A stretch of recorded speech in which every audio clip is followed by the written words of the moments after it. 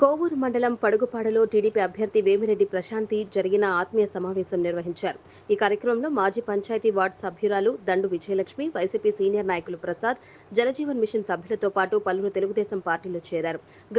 గ్రామాలే స్వచ్ఛందంగా కదిలివచ్చి టీడీపీకి మద్దతు తెలపడం మార్పుకు సంకేతమని వేమిరెడ్డి ప్రశాంతి అన్నారు.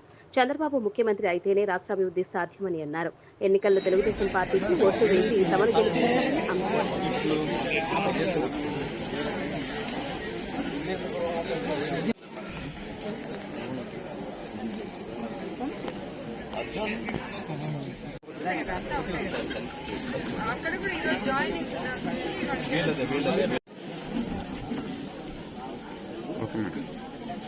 జిల్లా ప్రజలకందరికీ ముందుగా శ్రీరామనవమి శుభాకాంక్షలు.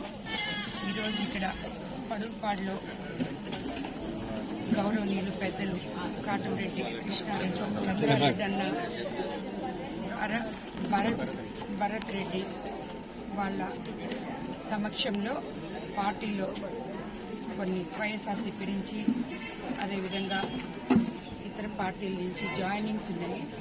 దానివల్ల ఇక్కడ ఈరోజు ఈ ప్రోగ్రాం ఏర్పాటు చేస్తున్నాము. అండ్ పరిచయ కార్యక్రమం కూడా పాత తెలుగుదేశం పార్టీ లీడర్లు కొంతమంది ఉన్నారు.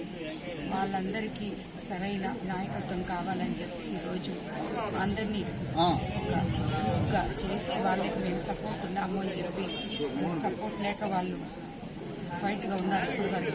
ఇప్పుడు చంద్రన్న, భరత్, నేను అందరం వాళ్ళకి సపోర్ట్గా ఉంటామని మాట ఇచ్చాము. వాళ్ళందరూ కలిసి కట్టుగా పడుగుపాడు పంచాయతీలో ఎలక్షన్స్ చేయడానికి ముందుకొచ్చారు. అదే ఈ పరిచయ కార్యక్రమం.